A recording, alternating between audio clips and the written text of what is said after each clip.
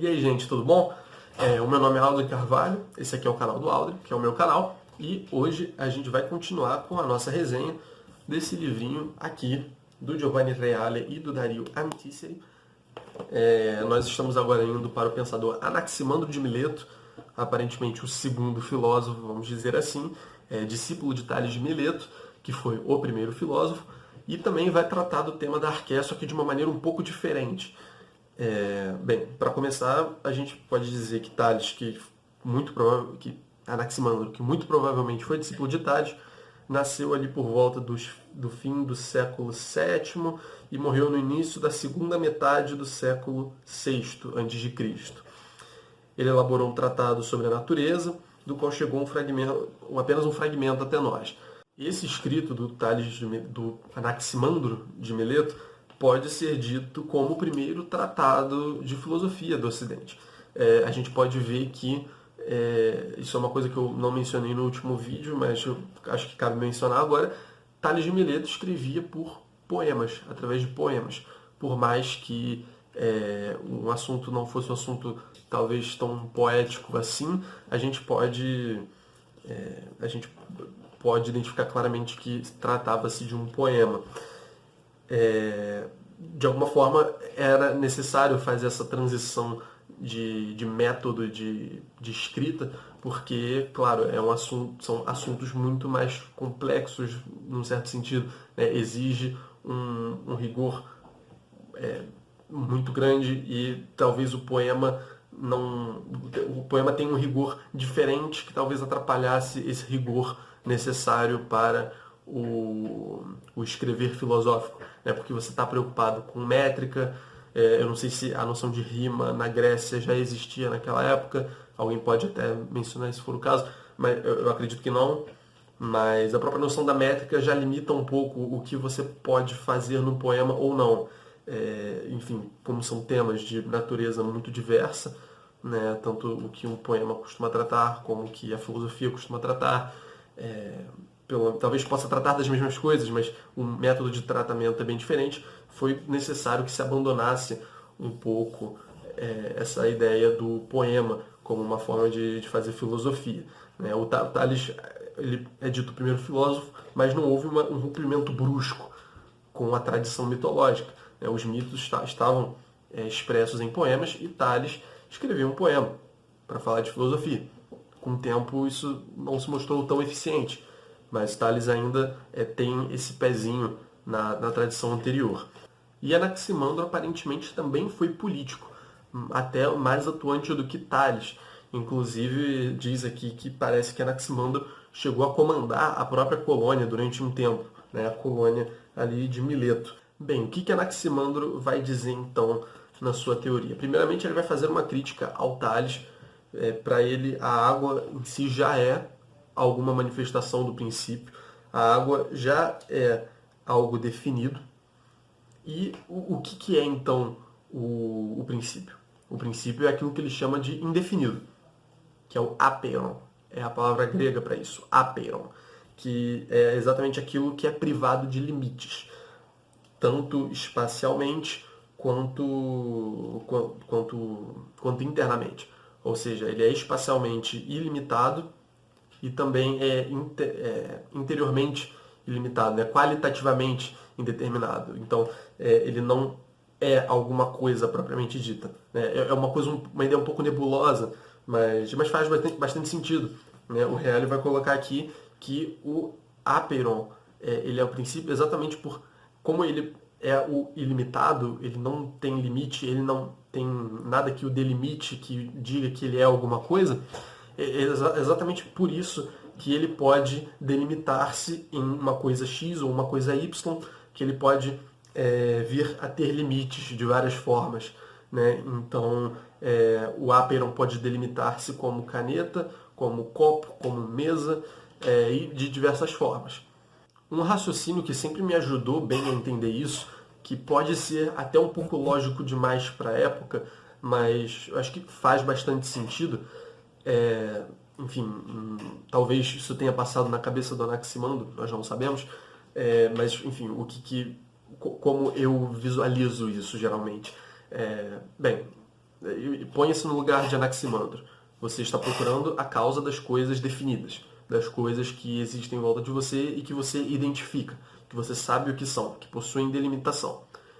Bem, qual será a causa das coisas definidas? Não pode ser uma coisa definida. Se fosse uma coisa definida, ela estaria dentro, vamos dizer assim, do conjunto de coisas definidas e ela teria de ser causa dela própria, vamos dizer assim. E a causa, então, das coisas definidas deve ser algo que não é definido, algo que é indefinido, o aperon, né? Algo que, como eu disse, vai delimitando-se cada vez mais na medida em que ele torna-se alguma coisa, né? Ele não é propriamente algo.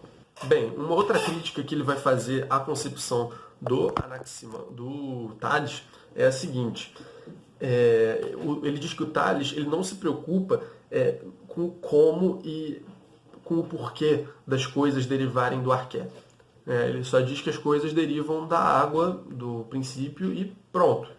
Ele não explica, ele não se preocupa em dizer como isso ocorre, o que permite que o princípio se modifique e receba todas as possíveis formas. E o Anaximandro, então, ele pela primeira vez, ele vai trazer uma explicação de por que isso acontece. Vai dizer ele que a causa da origem das coisas é uma espécie de injustiça, enquanto a causa da corrupção e da morte é uma espécie de justiça, né?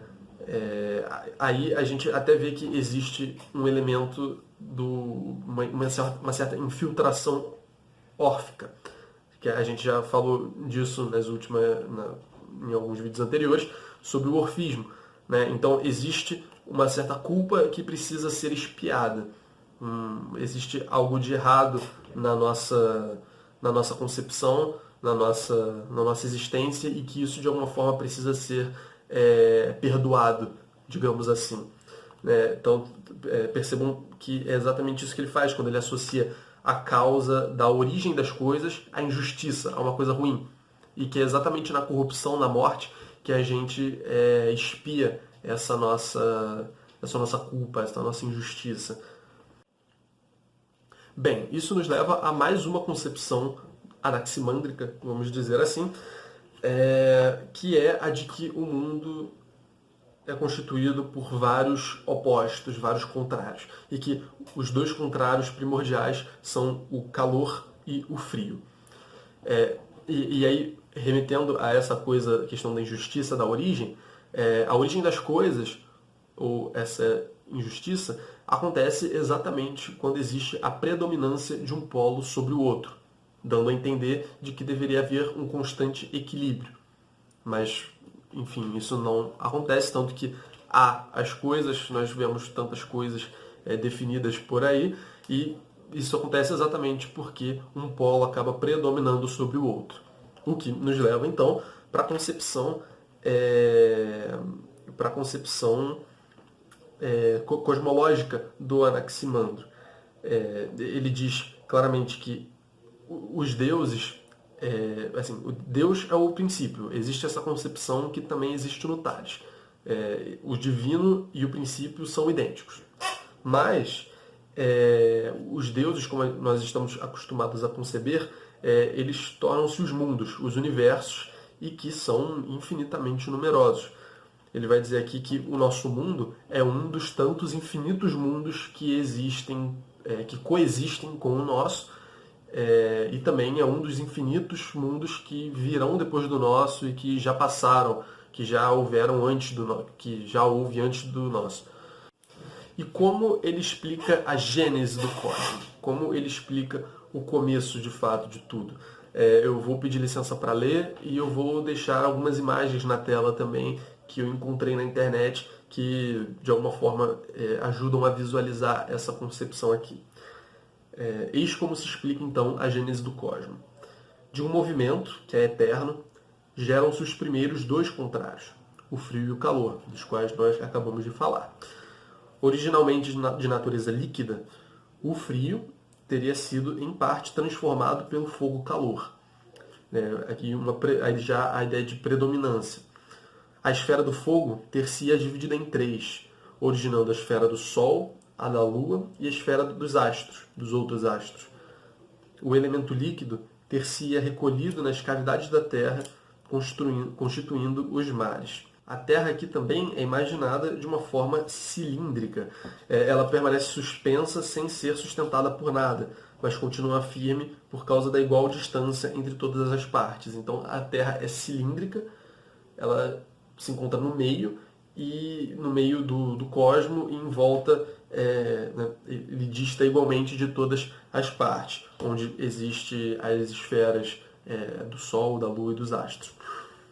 E aí, aqui para finalizar, ele fala que sobre a ação do Sol, devem ter nascido do elemento líquido os primeiros animais de estrutura elementar, dos quais pouco a pouco ter-se-iam desenvolvido os animais mais complexos. E o Reale fecha essa parte sobre Anaximandro, chamando a atenção para uma coisa bem interessante, que o leitor pode achar um pouco engraçado até, né? Até porque hoje em dia a gente vive numa época em que tem o pessoal da Terra plana, tudo mais, que é alvo de chacota geralmente, e que, enfim, essa ideia de uma Terra com formato diferente soa um pouco engraçado, né? Parece um pouco atual, num certo sentido. Mas, apesar disso, né, existe muita coisa bem moderna nessa concepção. Ele vai até chamar atenção aqui que a Terra, para o Anaximandro, não tem uma sustentação material. Isso já é um avanço, principalmente em relação ao Tales de Mileto, né? Um avanço, assim, não no sentido positivo necessariamente do termo, mas um avanço no sentido de que já é mais próximo da concepção comum que a gente tem hoje. Ele vai dizer aqui que a Terra não necessita de uma sustentação material. No Tales, pelo que ele diz aqui, existe a ideia de que a água, novamente a água, né, sustenta a Terra, sustenta o lugar onde vivemos. O que faz muito sentido, né? A Terra, de certa forma, flutuaria, e faz muito sentido com toda a cosmovisão do Tales. A ideia da água como princípio, como sustentáculo, etc, etc. E aí, note-se também que a ideia evolucionista, de certa forma, já está presente um pouco na concepção do Anaximandro. Ele fala que a água surgiu, aliás, a vida surgiu da água, então isso já é alguma coisa uma concepção bem atual de onde veio a vida. E ele fala também que houve uma evolução de seres mais elementares para seres mais complexos. Ele atribui isso à ação do Sol sobre a água. Bem, não sei o quão verídico isso é, segundo a teoria da evolução mais aceita hoje em dia, mas, no geral, isso já mostra uma aproximação bem interessante com as concepções que a gente tem predominantemente nos dias de hoje. Ok? Bom, esse foi o vídeo sobre Anaximandro. Eu espero muito que vocês tenham gostado, que tenha sido de proveito para todos vocês. Deixem um like, comentem alguma coisa, tirem dúvidas, podem me mandar mensagem, a gente troca uma ideia. Estou sempre disponível no Instagram, se vocês quiserem. E, bem, é basicamente isso. No próximo capítulo nós vamos falar sobre Anaxímenes, também de Mileto. Ok? Abraço.